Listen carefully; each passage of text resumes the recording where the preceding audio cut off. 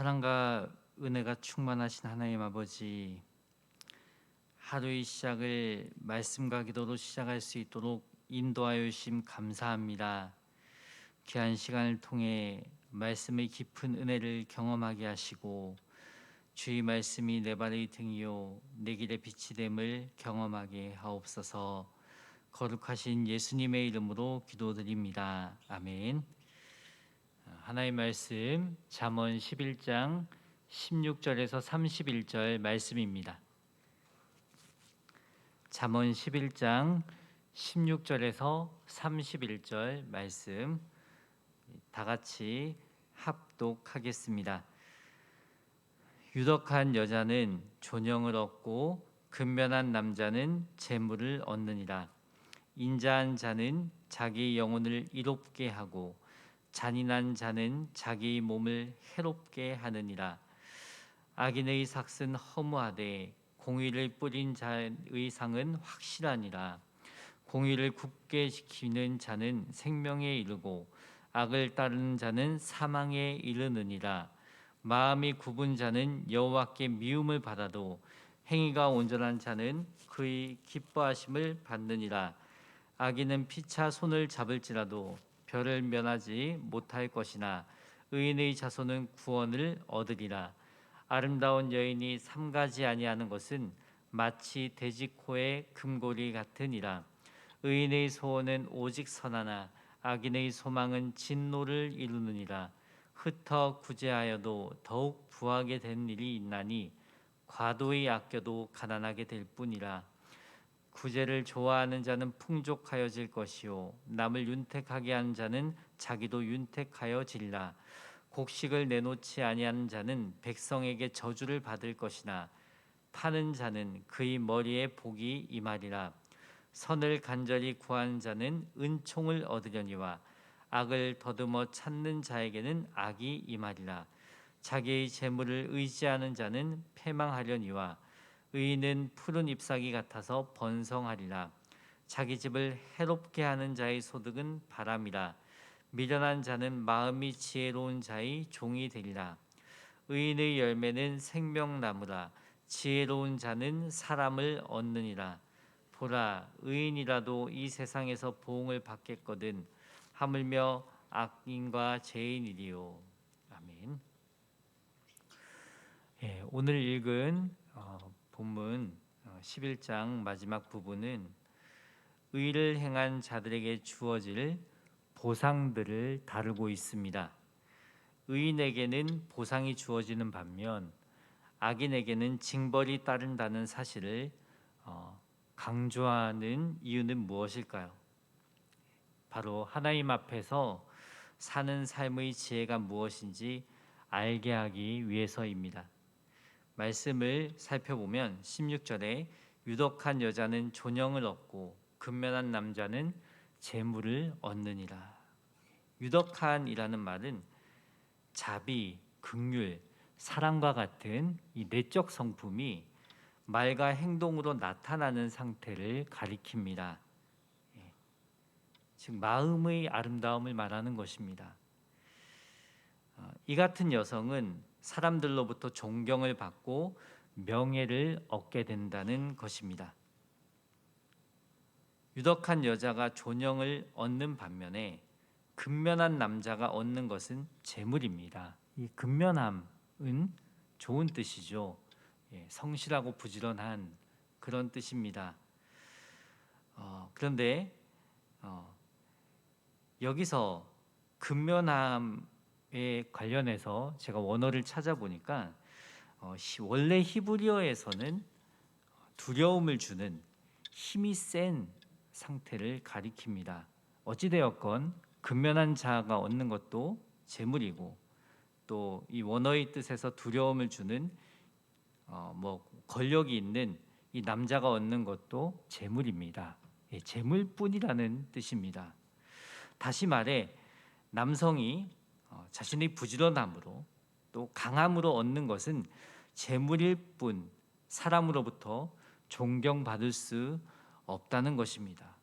따라서 재물보다는 존영이 가치가 있고 힘보다는 유독함이 더욱 가치가 있습니다. 즉 마음의 아름다움이 중요하다는 것입니다. 우리의 내면이 중요하다는 거예요. 우리의 내면이 재물보다 중요하다는 말씀입니다. 17절에는 인자한 자는 자기의 영혼을 이롭게 하고 잔인한 자는 자기의 몸을 해롭게 하느니라. 인자한 자는 다른 사람에게 인자를 베푸는 일로 인해 그 영혼이 이롭게 됩니다. 그 영혼이 유익하게 된다는 것입니다. 반면에 타인에게 잔인한 악인은 결국 그 악행으로 인해 자기 몸을 해치게 된다는 것입니다. 영혼만 해치는 것이 아니라 몸까지 해치게 된다는 말씀이죠. 그래서 남에게 인자를 베풀고 사랑하며 사는 삶이 복된 삶이라는 말씀입니다. 18절에 악인의 삭은 허무하되 공의를 뿌린 자의 상은 확실하니라. 의인은 참된 보상을 받고 악인에게 돌아오는 것은 허무하다고 합니다. 의인은 베푸는 삶을 사는데 베풀므로써 잃는 것처럼 보이나 더욱 풍성한 것을 상으로 받게 된다는 말씀입니다. 반면에 악인은 평생 자신을 위해 타인의 것을 불의한 방법으로 취하고 소유하지만 결국 그에게는 아무것도 남지 않습니다. 그가 거두는 것은 허무함 뿐입니다. 19절에서 21절에 보면 공의를 굳게 지키는 자는 생명에 이르고 악을 따르는 자는 사망에 이르니라. 마음이 굽은 자는 여호와께 미움을 받아도 행위가 온전한 자는 그의 기뻐하심을 받느니라. 악인은 피차 손을 잡을지라도 벌을 면하지 못할 것이나 의인의 자손은 구원을 얻으리라. 의인은 하나님이 기뻐하시고 그 자손이 구원을 받으나 악인은 하나님께서 미워하시고 징벌하십니다. 의를 행하는 자들은 하나님으로부터 주어지는 상급이 자손 대대까지 미칩니다. 반면에 악인은 피차 손을 잡을지라도 형벌을 피할 수 없다고 합니다. 피차 손을 잡는다는 것은 악을 위해 힘을 모으는 것을 가리킵니다. 악인은 악을 도모하기 위해 서로 힘을 합하여 세력을 자랑하지만 결국에는 하나님의 심판을 받게 됩니다. 이처럼 의인과 악인이 철저한 보상을 받게 되는 것은 하나님께서 그들을 지켜보고 계시다는 사실을 말해주는 것입니다. 하나님께서는 사람의 내면과 동기를 살피시고 판단하십니다. 사람들은 겉모습을 보고 하기 쉽지만 하나님은 우리의 마음을 보신다는 것입니다. 그래서 우리의 내면을 가꾸는 것이 중요합니다. 사람의 진정한 아름다움은 마음에서 나타나는 것입니다.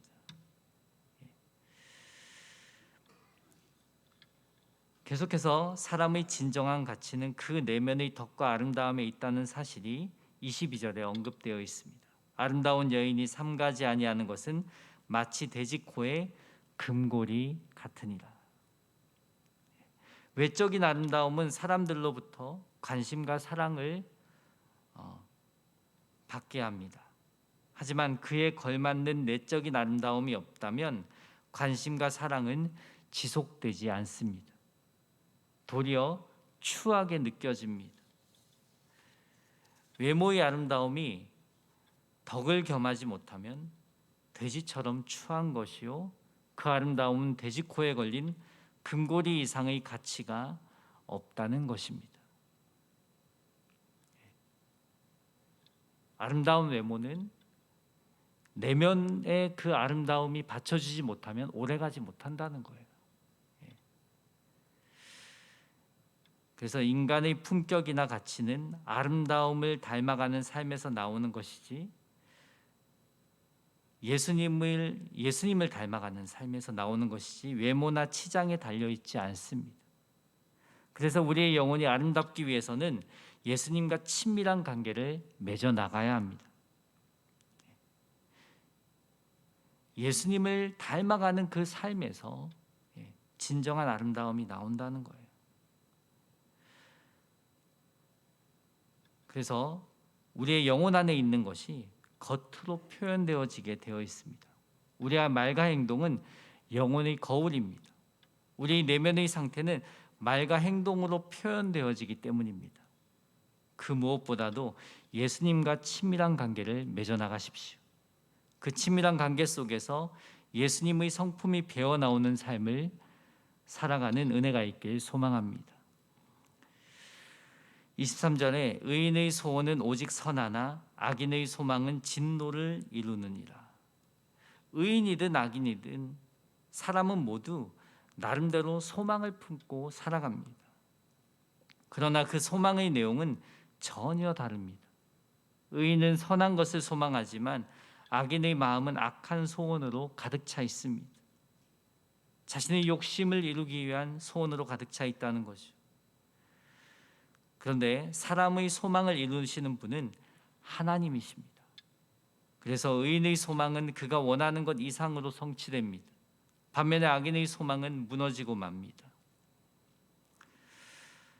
하나님께서는 우리가 참된 소원을 품을 수 있도록 우리 마음 가운데 역사하십니다. 빌립보서 2장 13절에 너희 안에서 행하신 이는 하나님이시니 자기의 기쁘신 뜻을 위하여 너희에게 소원을 두고 행하게 하시나니. 우리 안에 하나님을 기쁘게 하는 소원을 주시는 분은 하나님이십니다. 세상 가운데 주님의 사랑을 전하고 삶으로 나타내는 소원은 하나님께서 주신 소원입니다. 그 소원을 품은 자들을 통해 반드시 이루어 가십니다.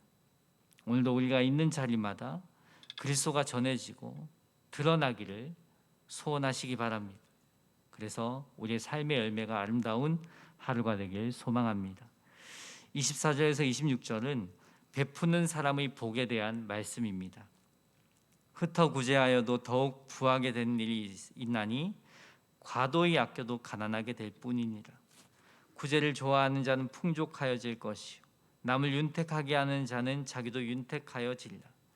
곡식을 내놓지 아니하는 자는 백성에게 저주를 받을 것이나 파는 자는 그의 머리에 복이 임하리라. 참된 믿음의 사람은 하나님 사랑, 이웃 사랑의 열매를 맺는 삶을 살아갑니다. 자기 손에 있는 재물 또한 하나님을 사랑한 일에, 이웃을 사랑한 일에 사용합니다.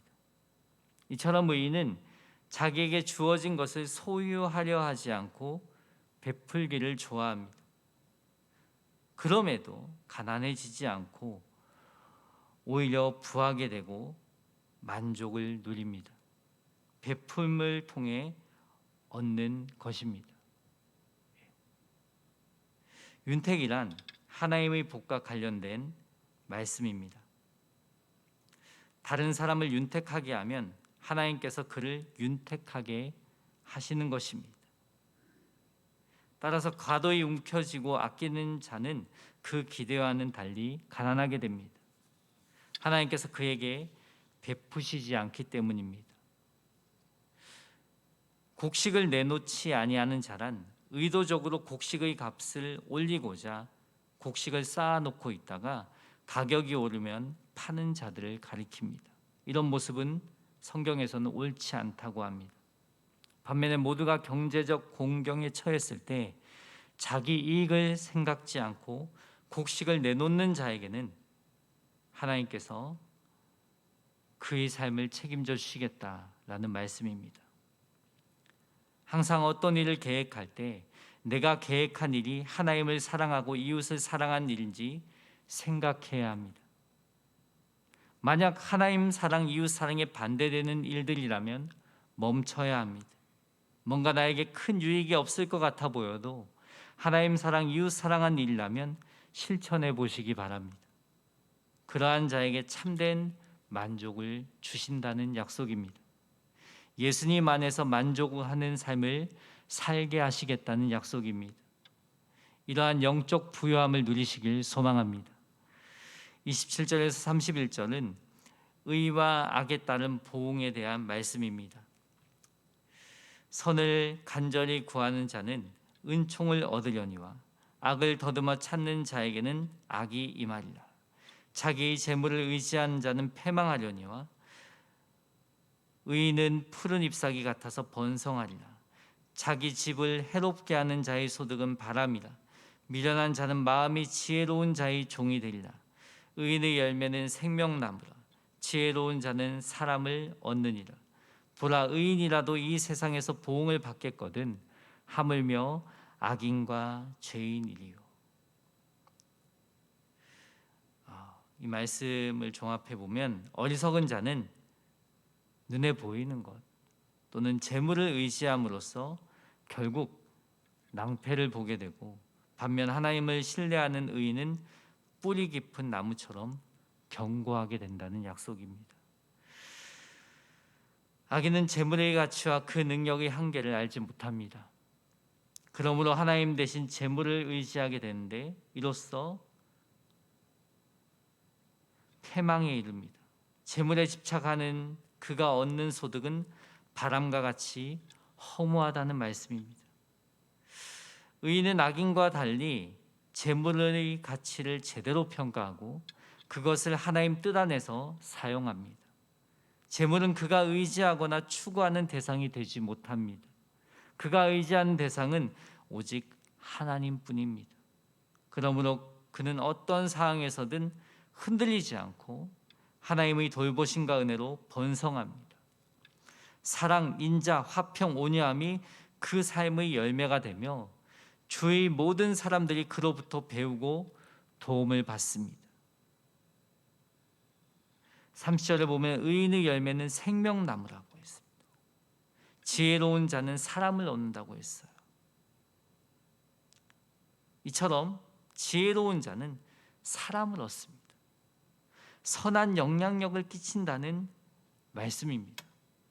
그의 행실과 말의 온전함 때문에 생명나무와 같이 다른 사람을 생명의 길, 구원의 길로 인도하게 됩니다. 이러한 삶을 가능케 하시는 분이 내 안에 계신 예수님이십니다. 그래서 항상 내 안에 계신 예수님을 바라보며 우리의 영혼을 갖고 나간 일에 삶의 우선순위를 두십시오. 말씀과 기도로 우리의 영혼을 갖고 나간 일에 시간을 들이십시오. 그러할 때 진정한 삶의 가치, 진정한 삶의 의미가 무엇인지 알게 됩니다.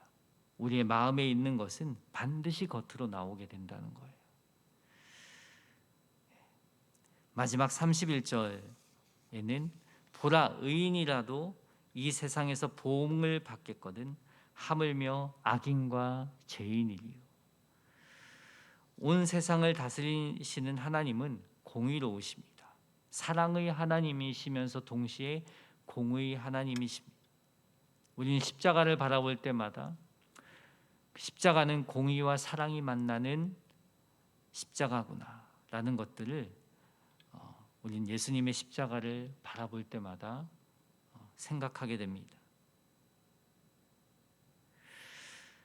하나님의 공의의 주권이 미치지 않는 영역이나 대상은 없습니다.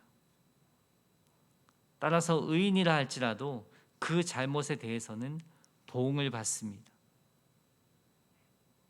완전한 의인이 없기 때문입니다. 때로는 죄에 넘어지기도 하고 유혹에 넘어지기도 합니다. 그러한 가운데 하나님께서는 징계를 통해 의인이 더욱 온전함에 이르도록 하십니다. 우리의 인생을 돌아보면 우리를 빚으시고 성숙시키시는 하나님의 손길을 경험합니다. 때때로 징계를 통해서 주님 앞에 바로 서게 하십니다. 그게 은혜입니다. 하나님의 손길을 통해서 우리가 빚어지는 것, 때때로는 징계를 통해서 정말 하나님께서 우리를 다듬어 가시고 더욱 온전한 하나님의 사람으로 세워 가시는 것, 그것이 은혜입니다. 오늘도 주님께서 기이 쓰는 그릇으로 준비되고 빚어지는 은혜가 있길 소망합니다. 하나님은 오늘도 우리를 그냥 내버려 두지 않으십니다. 오늘도 우리가 세상 가운데 빛과 소금으로 살아갈 수 있도록 우리의 삶 가운데 개입하시고 역사하십니다. 감동하십니다. 하나님께서 우리 안에 말씀을 주시고 우리 안에 좋은 생각들을 주실 때 아하, 하나님께서 나를 통해 일하시기 원하심이구나 하고 그 생각, 그 생각 속에 주시는 그 말씀에 순종해 보시기 바랍니다. 그러할 때 우리를 통해서 그리스도의 사랑이 전해지는 것입니다. 간절히 바라기는 무엇보다도 주님과 친밀한 관계를 맺어 나가시기 바랍니다. 그러할 때 우리는 하나님의 뜻을 매 순간 알 수 있습니다. 하나님과의 교제 가운데 하나님께서 무엇을 원하시는지, 하나님께서는 내 삶 속에서 나의 삶의 영역 가운데에서 어떻게 살아가시기 원하시는지 지혜를 주십니다.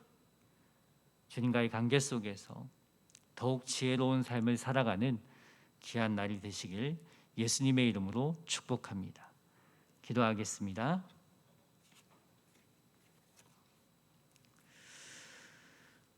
사랑과 은혜가 충만하신 하나님 아버지, 오늘도 말씀을 주시고 주님의 뜻대로 살아갈 수 있도록 인도하여 주심 감사합니다.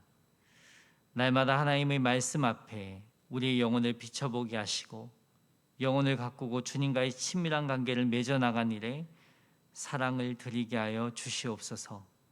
오늘도 나를 통하여 일하여 주시기 원합니다. 하나님 사랑, 이웃 사랑의 열매를 맺길 원합니다. 주님께서 기뻐하시는 열매 맺는 삶을 살게 하옵소서. 이 새벽 간절히 기도하며 나아갈 때 주님과의 친밀한 교제의 시간을 가질 수 있도록 성령으로 함께하여 주시옵소서. 귀한 예물 드린 손길이 있습니다. 하나님께서 간절한 기도 제목이에 하나님의 선하신 뜻과 계획이 자녀 손들이 삶 가운데 이루어지게 하여 주시옵소서. 거룩하신 그리스도 예수님의 이름으로 기도드립니다. 아멘. 찬송